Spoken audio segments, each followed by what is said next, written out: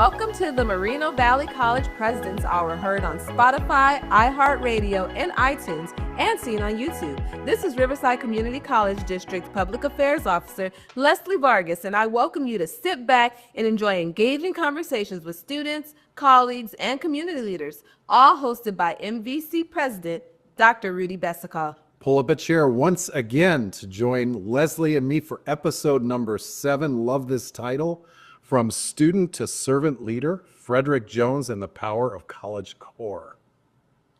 In this episode, we're talking about one of California's most inspiring service initiatives, College Corps, a program empowering students to serve their communities while earning money toward their education.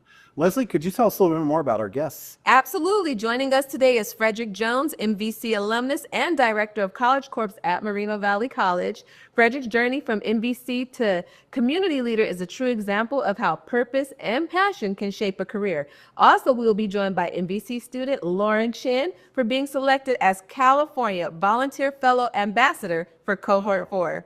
You know, that's fantastic, Leslie, especially because Lauren's selection highlights her dedication to service, leadership, and uplifting her peers and the community. We're so proud to see RCCD students making an impact both on campus and across California. You know, as far as our program goes, as you know, Leslie, we can take it in anytime on iTunes, iHeartRadio, or Spotify. Also on my very own YouTube channel, Dr. Besikoff Talks Education. Please subscribe. Can you believe we're over 30 now? Woo! When I joined MVC, I had 13 subscribers. We're now at 30. Okay. It's amazing. And the channel's been around 4 years now, so amazing what can happen in 4 months. But Leslie, how else can our audience get in touch with the program? I'm glad you asked. They can email us at prezhour@mbc.edu. That's PREZ hour at mbc.edu. Like us on Facebook at Moreno Valley College and follow us on Instagram and X at Moreno Valley College. Dr. Besikoff also does social media, and you can find him at Dr. Besikoff on Instagram and on the Dr. Besikoff Talks Education YouTube channel, which has all his video content. Thank you, Leslie. Just to our audience, I am Rudy Besikoff, very proud president of Moreno Valley College, the only public higher education game in town since 1991, and home of Mountain Lion Nation. I love the sound of that. Yes. You know, like so many things with the president's office, my work is the result of a great team. In addition to my esteemed co-host, Leslie Vargas, Chris Rangel always makes us look and sound good with his work behind the scenes. And Vice President Jake Kavari always pitches in to help with planning. And of course, we're always proud to share our partners of MVC, and helping us there is our all-star team in career technical education, led by Dean Eric Anthony, and as well supported by Rosalinda Rivas and Nikki Cook. So, you know what? I was thinking a little bit about some milestones. You and I were talking earlier today. Yes. And you made me aware that something big is happening next year. Almost like candles on a cake. What is it? Yeah, so March 2026, we will be celebrating our 35-year anniversary at the college. So yes, that's a big milestone. Wow. So, you know, I was kind of thinking about that a little bit. And what's a recent milestone that you've hit? I think for me, you know, my son, he's a senior. So for me, that is a milestone, realizing he's not a baby anymore and he wants to do things and I'm not ready for him to do things. I'm not ready for him to stay out. So yeah, for me, that's a milestone. All right. Well, you know what? October 1st, I think it's going to be 4 months for me here. Oh, wow. Yeah. I think that's mine. Perfect time to bring in our guests. Well, actually, I want to start with Lauren. Lauren, what's a milestone of yours recently? Recently, my milestone has been just making it midway through the semester, you know. It's been intense thus far, but I think I'm doing well, and yeah, I'm proud of myself. All right. And bring in Director Frederic Jones. Welcome, sir. How about you? What's a recent milestone that you're proud of? You know what? I did not eat a key lime pie that is my downfall. So I removed that from the table and said, I can do this, and I have. So trying to eat better has been my mission. So how long have you been key lime pie free? I don't think I've ever said that phrase. About a day. It's my savory dessert is my go-to, so yes. So as Leslie knows, my want is to kind of name places where you can get things like key lime pie, but it's out of respect for your strength and everything you're doing moving forward, we'll skip that part of the program today. Just tell our audience your role here at MBC. So my role currently, I am the director of College Corps grants. So I'm working with both the state and federal government and making sure that our students do volunteer work, but then also get monetary compensation for their service. Okay, so clearly I'm hearing volunteer work. Is there anything else about the program itself our audience should know? Yes, so it is really a starter for students who have not had necessarily work experience or need additional experience or to things in the community, and then just trying to empower them to go the further that they can as far as in their careers and in their education. So we help when it comes to interviews. We help when it comes to professional development. We'll invite other professionals, like we have a nursing major, so we brought nursing to come and speak. And so we try to give them exposure to different things to prepare them to go out into the world. Okay. So Lauren, and within this space, please call me Rudy, since we're around the table talking comfortably. Tell us just about your experience as a student, your pathway, your major, where you're headed. So, coming here to MVC, I wasn't really involved on campus. It started with me being a student worker in the Student Activity Center and being involved with like student government. I learned about College Corps, and that was one of the main reasons why I signed up. You know, I really wanted to be involved on campus and also in the community as well. Any big takeaways from your time in student government? What do you get kind of gleaned from it? One of the main things that I take away from student government is that you don't have to be like an extrovert to lead. So me, I would call myself more on the reserved side.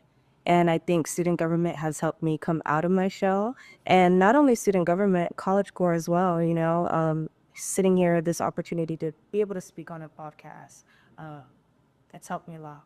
Well, you're doing great so far. But I know you're not the only MBC student or MBC former student. Could you tell us about your experience? Oh, yes. So I started here in, I want to say it was August of 2003 after graduating from high school. So my friends were already taking classes here. My sisters took classes here as well.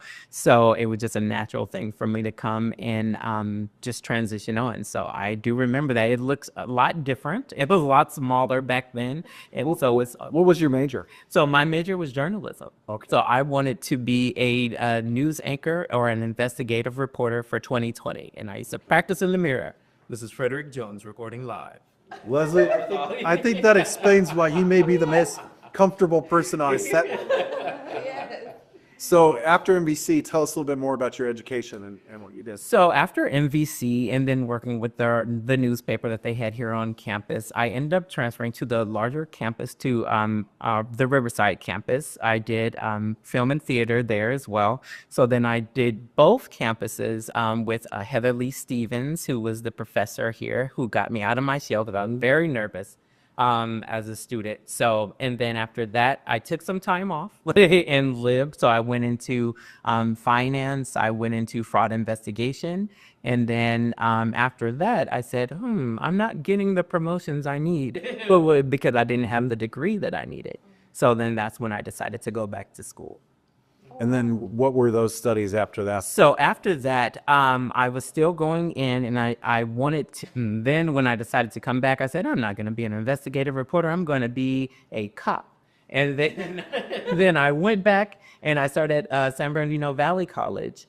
And then I realized, oh, that could be a little dangerous. So no, thank you. So then I started trying, I got involved with the Emoja Tumaini program. And I got involved, and getting involved as a student is so important. So it really helped me to iron out my passion and find it. And counseling came to mind. So social work and counseling. And so after I received my AA, I had 2 AAs. So I had one in communication studies and then one in behavioral I believe it's behavioral science or behavioral studies. And then from there, I transferred over to Cal State San Bernardino for 1 year to do my bachelor's, completed it in 1 year. And then from there, I transferred over to USC and completed my master's in 1 year as well. And so now I am on a year. Yes, that's yes. So I have my master's in social work, yes. And then from there, now I am a bulldog at Fresno State in my doctoral program. Oh, fantastic. Cat. What's your focus at Fresno State? So it's my EDD. So I'm doing the organizational leadership. Okay. How far along are you? Well, we just finished one class. Okay. So so I took some time off to really prep me because I went back to back and I said, okay, so I took off maybe a couple of years and then I'm just now going back. Yes. Okay. Well, just speaking from my own experience, I hope you'll find like for me, it'll be the best educational experience of your life. Thank you. Just ed leadership and EDD studies, just because you bring so much of what you're learning to your professional home. Yeah. You just often find so much meaning in what you're doing. So I appreciate you. Also, you have already been a part of one of my papers I've written. So, really? Yeah. tell us about that. Because we have to do a diagnosis on campuses. So IEO is our campus. And then when going over the history of Moreno Valley College and then ushering in our new president and all of the good implementations that have been taking place. So just seeing it flourish has been a pleasure. So excellent. All right. Like he's blushing. Leslie, you get the next question. While I de-blush here. Yeah. So many of our students, they balance school, work, and life. And you talked about a little bit of the challenges being a returning student, not giving up, doing the different paths. So what keeps you going, even when you got these challenges that can maybe motivate some of our students, balancing so many different things as well? Thank you. That's a really good question. So for me, I was someone who did not envision going to college. I literally said, I wanted to do this, but I didn't necessarily know I had to go to college to do it. And I am someone also who struggled with a learning disability. So I am dyslexic and not being able to really convey what I wanted because I also had a speech impediment. So having to take those classes really helped. And what really was important, and I think that's important, is when students get involved and they find that support from special programs to you get a coach, get a mentor, because it is so important. My coach here was Heather Lee Stevens. My coach at Moreno Valley College was Dr. Danielle Morton, Kenesha Buffon. They really wrapped their hands around me and ushered me through this. So I think even as a returning student, as a new student, as long as you find your community, you can do anything. It's amazing. Wow. Lauren, tell us a little bit more. You've told us about what you've done so far as a student. What are you looking to do moving forward? Looking forward, I want to get into the nursing program, so I'm shooting for the RCCD nursing program. That's my goal. I'm also looking into other options, so maybe Cal State San Bernardino and CBU. So that's one of my future goals for right now. Okay. So if I bumped into you, let's say 10 years from now at Costco and said, hey, Lauren, what are you doing now for work? What's your career like? What do you hope to answer? So I don't want to do the traditional route of nursing. My goal is to go into something more on the aesthetic side. So that would be like Botox, fillers, that type of thing. So maybe something like that, having my own place to do my business. If you can tell the student that wanted the nurse to come and speak because she wanted that information. So it was a great opportunity. So many other students were interested in it. And so we had the nurses here, and then we also have the travel nurses, so different options to learn. And thankfully now, once the state actually reached out and they said, MVC, we wanted you guys to have the first ambassador for the state, and Lauren's name immediately came to mind. So luckily she agreed, and it's been a pleasure. So Lauren, wow, going to school, being an ambassador, being so engaged as you are, how do you maintain your work-life balance? I'm not going to act like it's easy. It's difficult.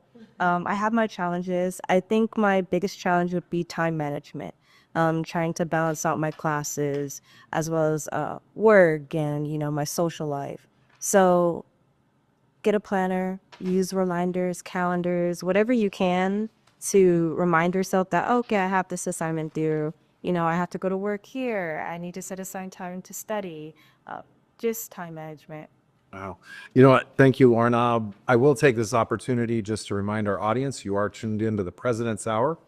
Available as always on iTunes, iHeartRadio, and Spotify. And as always, we can be seen on YouTube on my very own Dr. Besikoff Talks Education. Yes.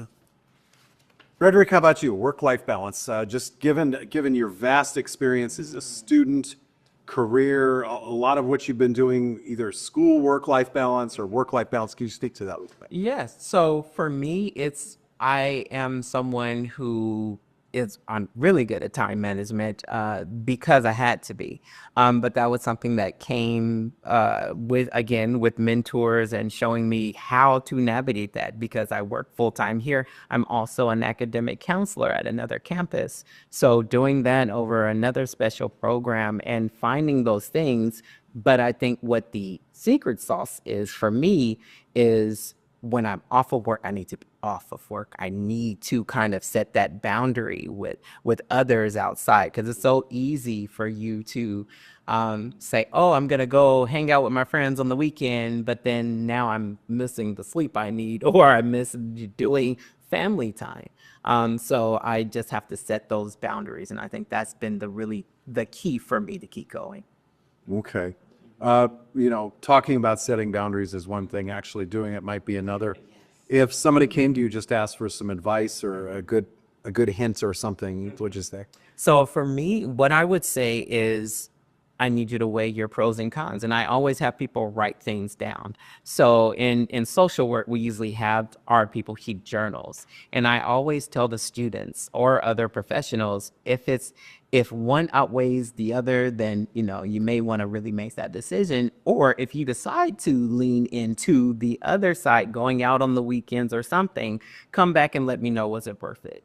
Because you missed out on this. Because it's like live learning. It's something that you need to see in real time and have someone to actually present it in love versus accusation, tone, and all of that. So, wow, yeah. That's it. Interesting. All right, let's dive in a little bit more to College Corps. Maybe I think it always begins with the students. So Yes. Lauren, tell us about your involvement in College Corps. First, how'd you hear about it? How'd you get connected? So I got connected with College Corps through Miss Moore. She was working with College Corps, and at that time I was working in the office with student government as well. So I learned about it, and I was like, volunteer work, and I can get paid to do that? Like, what the heck? So I signed up, and Is that the new slogan? What the heck? Yeah. No, that's no apologizing on our program. That's okay. yeah, so I just went for it. I didn't really know what to expect because you hear volunteer work, but I ended up working with the Office of Trio programs here on campus. So they're located at the middle schools here as well as some high schools. So I was able to mentor students, and it was interesting for me. My major is nursing. I never really thought about like early education or anything like that, but I thought that, this is something I can like, and I was interested, and I really enjoyed it. So what's that kind of blossomed into from those first initial experiences into what you're doing now? So I think working with those high school and middle school students kind of flowed into how I interact with my peers here on campus. So, I was mentoring them. I was teaching them about college. I hosted workshops about college, like financial aid, stuff like that. And then I realized there's also college students here on campus that don't know about financial aid. They don't know about the resources that we have. And me being a member of student government and also just being a College Corps fellow, I realized, okay, this is something I can share with my peers as well. So if I'm a 9-year-old sitting and listening to you talk, what's something I absolutely would hear you say? So I would say, first I would ask, like, do you know what college is? And when you hear college, what do you think that means? You know, some of the younger students, they think like, oh, you know, you just go there, it's more school. They don't want to hear about more school. They don't realize that going to college is deeper than that. Like, this is your career. This could be you finding your passion. So just trying to teach them what college is, other than the face value of it, like the behind the scenes, as well as what college can offer you. Well, public speaking is tough enough. Public speaking in front of a bunch of 8 and 9-year-olds, for example. I think that might terrify you, actually. You're right. Before you started doing that, was there any sort of just mentorship you received, preparation, training, anything like that to get queued up? I feel like Trio helped me a lot. They prepped us with the training that they offered us, as well as just seeing my peers in student government, the ones who are already experienced, how they talk to our other peers. I think it helped me create an approach to the middle school students and the high school students. So, Director Jones, how do you, with these student volunteers that participate, what is some of that training or that preparation where we put them in the best position to be successful? Awesome. Thank you. So when we release the original application, they indicate which area they're interested in, whether it's, let's see, was it K through 12 education, whether it's the environmental impact, whether it is food insecurity, and now mental health and wellness. So we see where their passion is, and then I try to align it as best I can with their major to see what kind of experience they'll be able to get. Then we do an orientation, showing them, kind of filling out what they're looking for and their actual interaction. And then we work with their community host site, which is where they're being placed. That's going to be their direct supervisor, and they give them specific trainings. But it's not just that one, it's ongoing training. So they're getting trainings from me, they're getting trainings from their site supervisor on a weekly basis. So in that way we understand, things change, people change. And so we always need to make sure that we're ahead of the frame and getting in there. So, but me putting on my social worker hat also wants to make sure that they're okay to go into these spaces. So I'm also doing check-ins to one-on-ones and things such as that. Besides visiting classrooms in K-12, what are some other volunteer experiences that come? So some of the other things that they do is they work with the city of Moreno Valley. So we do like the tree planting. We work with some of the parks and recreations. We do wellness. So we work with our wellness center here and when I'm in the community. And what they're doing is hosting workshops as well. They're doing site visits. I do site visits once a month with each of our partners and one-on-ones just to make sure that they're okay and how the students are doing. So you're not sending students off on their line? No. You come on back.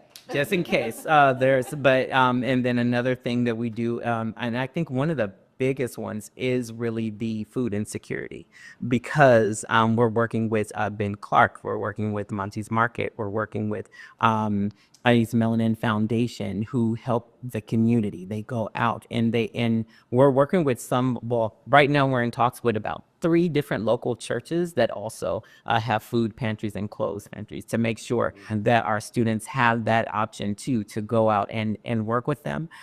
Even if they're not placed there throughout their whole time, because students are required to do at least 12 to 15 hours a week.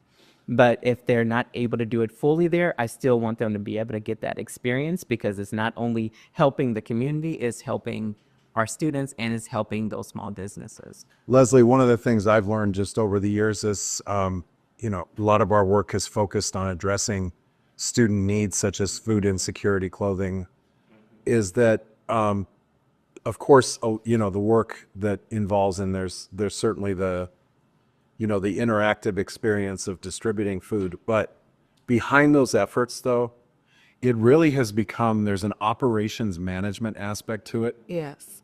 So, for example, if you're working in a place such as Monty's Market here on our campus, which provides food to students as well as clothing, there's a clothing rack there as well. Taking inventory, store just enhancements, arrangements, things like that, set up, and looking at all those things, those are also elements. Frederic, do our students get a taste of that? Yes, they do. So I usually look at the business aspect. So they're getting to do that data entry. They're getting to do that inventory and supporting not only the campus, but our community and our other students. So they're getting hands-on experience, not only just the day-to-day tasks, but I also asked each site supervisor, can they shadow them as well to get a little bit more behind the scenes of the career aspect.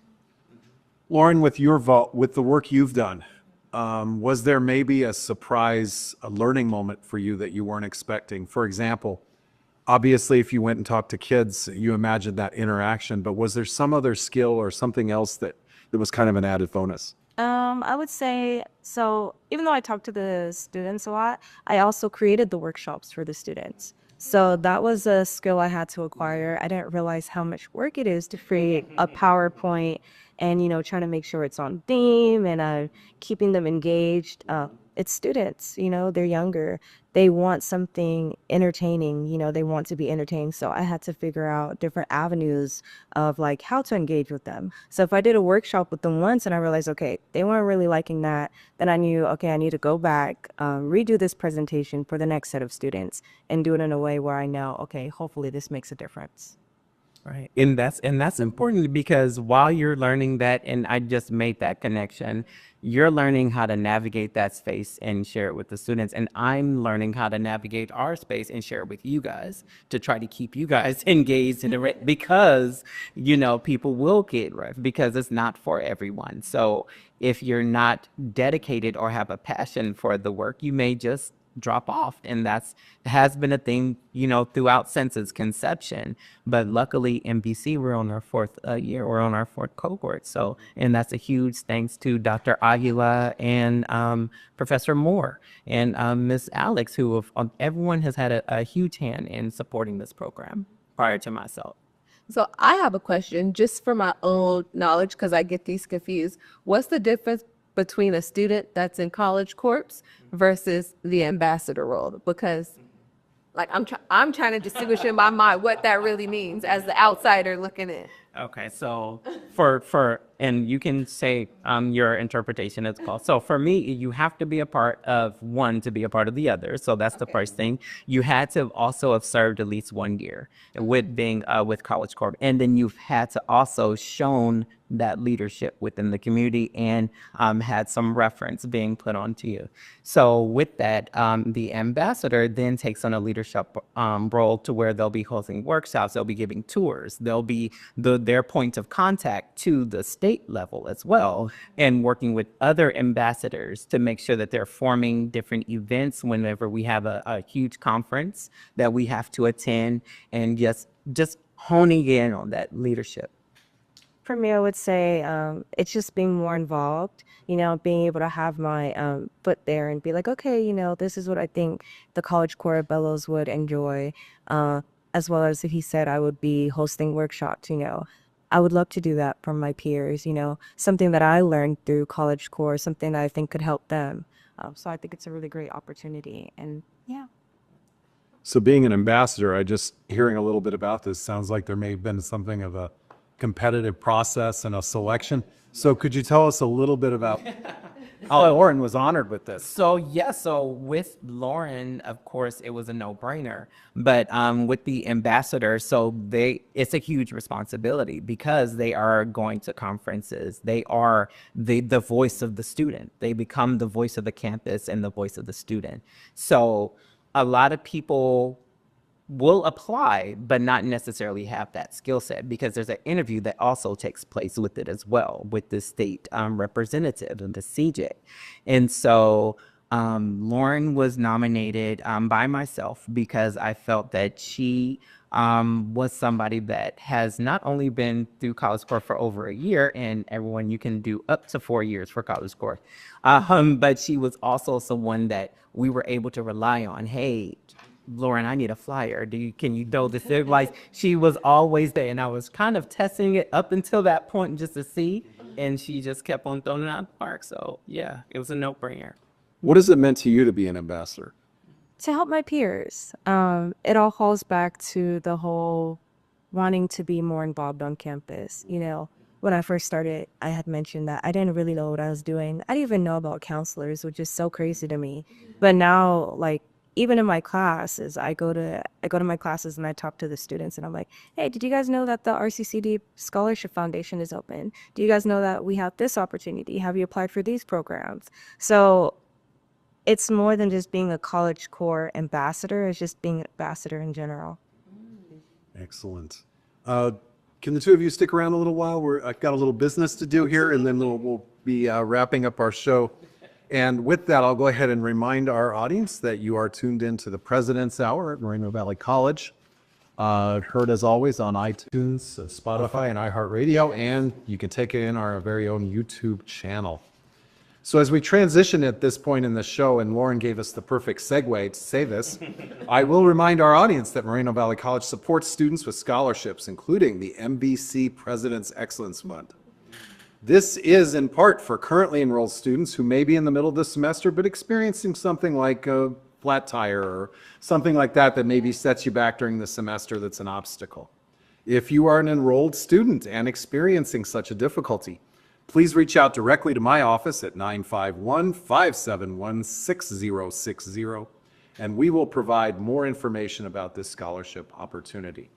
Now, to support students this way, got to have the money, and MVC partners with the foundation, and we jointly invite companies, community leaders, and members of the public to consider giving not only to the President's Excellence Fund, but any other scholarship opportunity that might be out there. And in fact, you could even create your own scholarship if there's a legacy, for example, that you wish to carry on.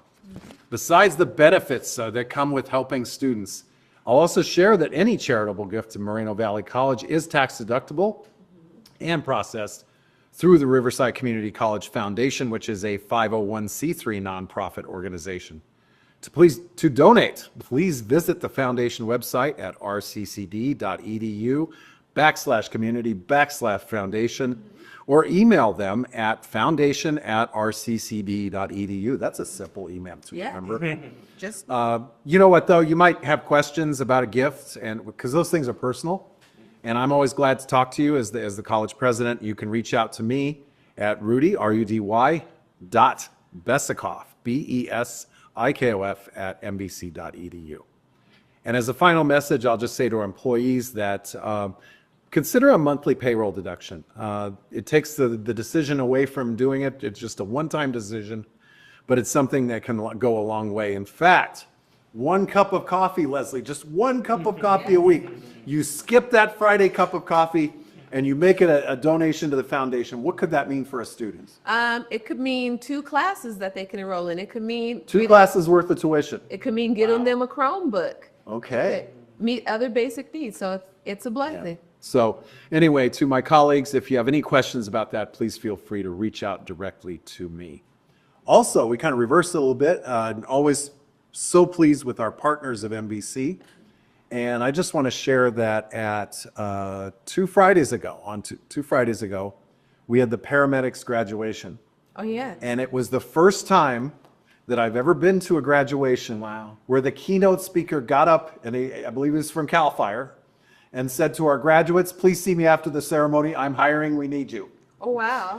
So that's something like that. So you want to talk about just, American Medical Response, CAL FIRE, a number of our folks out there, they're seeking paramedics just to join the workforce and do all of those things. So anyway. That's great. Yeah, it is outstanding. But let's go ahead and get back to our conversation a little bit. So nursing, how's that going so far? So far, so good. I have a lot of family members who are in the medical field. I have an aunt who's a pediatrician, and then I have another aunt who is an RN. So it's something that I've always seen.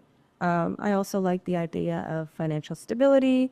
That's one of my goals, to just be financially stable.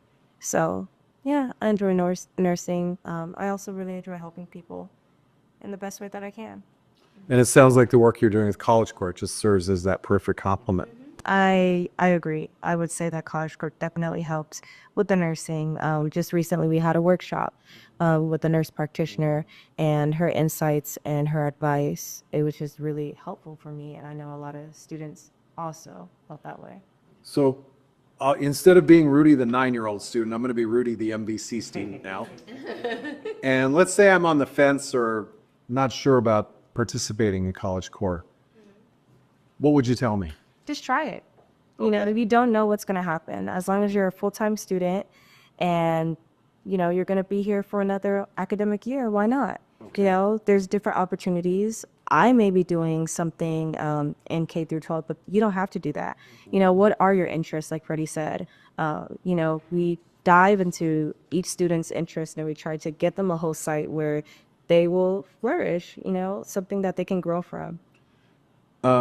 You touched also on assessing interests before. Yes. Do you use any sort of instrument like the Myers-Briggs test, or what is it? What is So we have used Myers before. Do you like it? It was okay. I feel I feel like it was a little narrow because we have so many different, we are vast interests.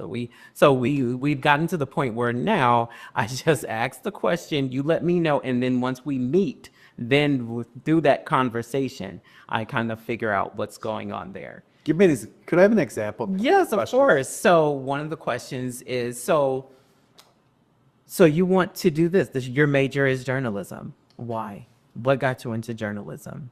Okay. Do you see yourself being a journalist? How do you see yourself being a journalist? Okay, and then that's usually when they're like, oh, okay, well, I can do it for this. And I'm like, well, you know, journalism is a little more broad. So what part do you see yourself playing in that?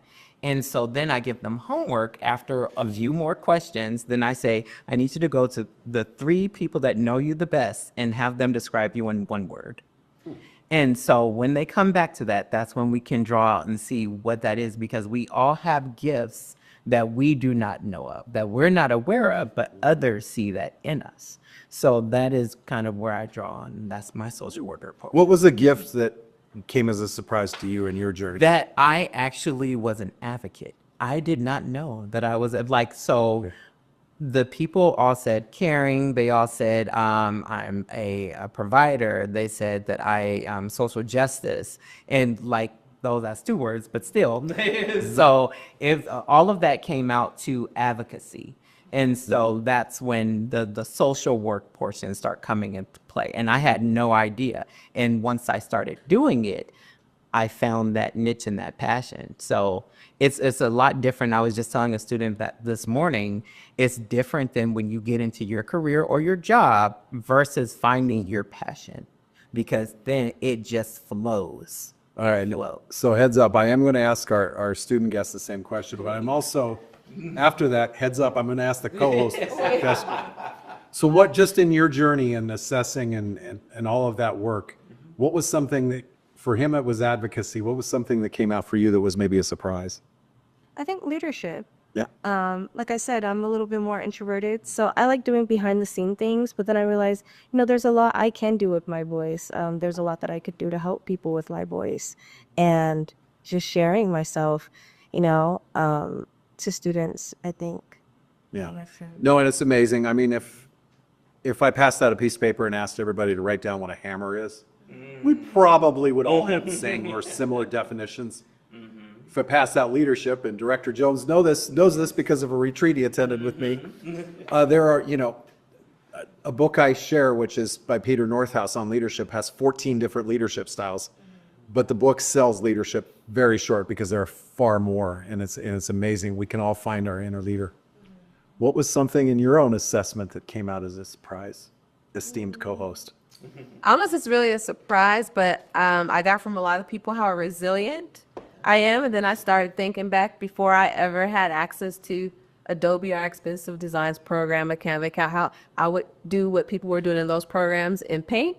I don't know if you guys know what Paint is. You can't do a lot, but I learned how to do so much in there because it was a little free to me. Or when people need extra help, I can go the extra mile for them without getting exhausted or tired. So just, I think resiliency was my... Okay. Lauren, what year did you start college? So I actually started in 2019. Okay, so the 2025 Lauren went back and talked to 2019 Lauren. I would say get involved. That's why, how do I say this? So I started in 2019 and I kept to myself, didn't talk to anybody, barely even talked to anybody in my classes. And there was a lot of hardships that I experienced through that time. So I stopped and then I would take one class and then I'd go again for a little bit, then I'd stop. And ever since I started working on campus, this is the most consistent I've ever been, having that support system. Because it doesn't just come from my peers, it comes from my mentors as well. So like Miss Moore, Miss Veronica, Freddie, Dean Avila, there's a lot of different people who have helped me throughout my journey. And that's what's been helping me stay consistent. And I know for a fact, this is it. Like, I'm not taking another break. I'm going to complete it. I think that's amazing just where you arrived with understanding support systems, because part of your educational journey, you mentioned 2019, was 2020 and 2021 when, it was all Zoom all the time at the time. So that's amazing. But speaking of 2025, as you are training and helping really our volunteers of today and our workforce and our leaders of tomorrow, one sitting right here, what's a 2025 skill that is getting emphasized more than maybe, say, in the past? What are you finding? I would say there's two things. So one of them is professional development is something that I feel had gotten a little laxed as far as understanding your why and leaning into that and making sure that you are showing up on time, being professional, all of that. One of the other things that I feel like is really important is the mental health component, because we have a lot of students that the times are a little heavier. We also, in our program, we support our undocumented students as well, 8540 DACA recipients.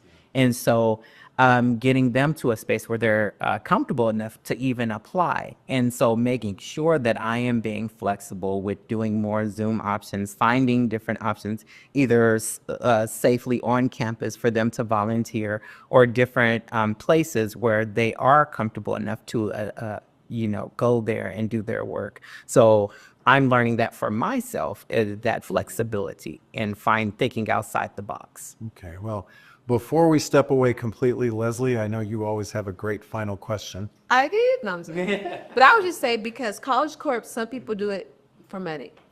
Beyond the money, why is it important that we as a community are volunteering and giving back to the community? You going to start? Yes. So because there's a lot of people out here and you come across people every day and you don't realize what they're going through. I didn't necessarily work at Monty's Market, but my peers did. And they would tell me, some of the things that they saw or that they heard. And it just made me realize, I sit beside these people in class and I don't know what they're going through. It just made me want to be more compassionate, not only just to everybody. Mm-hmm. For me, I would say that it is something that I feel like our campus needs. I feel that we have the tabling that we've done in the community events, the partnerships, the conversations. A lot of people did not know some of the things that we did offer here at Moreno Valley College. So it's always good to be able to share that and say, like Ms. Lauren shared, just give it a try it and see what happens. So it's a great initiative for students to get involved because of not only the monetary support, but you really are getting a safe space and facilitating a safe space for our students to come and feel welcome because you belong here. Okay, so for our thousands of students hopefully listening and hearing about this, Yes. our hundreds of colleagues tuned in, and the 30 people who subscribe to my YouTube channel, Yes. what's the best way to get in touch with you? So best way, please feel free. You can email me at Frederic, spelled FREDERICK .Jones @mvc.edu. And on the website, where's a good place to? So if you go onto the Moreno Valley website, just type in College Corps. It's Corps spelled CORPS, and it'll be right there. All of the information, the benefits, the qualifications, and then you just select where it says apply. Excellent. Well, Director Jones, thank you not only for being on the program today, but whether it's been College Corps or in a number of other capacities, you are a true college leader here at MBC, and from the bottom of my heart, I thank you. Lauren, also thank you for your leadership. And this is not goodbye. Please keep in touch with us. Let us know how you're doing. After you graduate, we want you to come back on the program and share the story and hear all of those things. Give us some complimentary Botox. Yeah, well, there we go. There we go. I never thought we'd be talking about complimentary Botox on my program. Well, Leslie, as we wrap up this edition of the President's Hour, we want to thank our MVC and RCCD and California audience, as well as those up and down our great state, whether it's down to the border at the 619, big shout out there, or all the way up to the far north in the 717 and the 530. Also, thank you to LinkedIn Nation, to Instagram Nation, to Mountain Lion Nation, all kinds of nations. And you know what? All the way down to right to our audience right here in the 951 tuning in from Paris, Rancho Las Perras, Nuevo, Good Hope, Lakeview Hot Springs, Mead Valley, Mission Grove, Orange Crest, Sedona, Woodcrest, El Casco, Paso de Lago, Morena Knolls, Moreno Beach, and of course those right here on campus at Moreno Valley College. As we close up shop at the President's Hour and try to dodge all that traffic on LaSalle before getting onto the 215, the 60, the 10, and the 91, Leslie, take us home. Thank you all for tuning in to NBC's President's Hour, hosted by Dr. Rudy Mesakoff. This is co-host Leslie Vargas. If you have a suggestion for a future show, please email us at preshour@nbc.edu.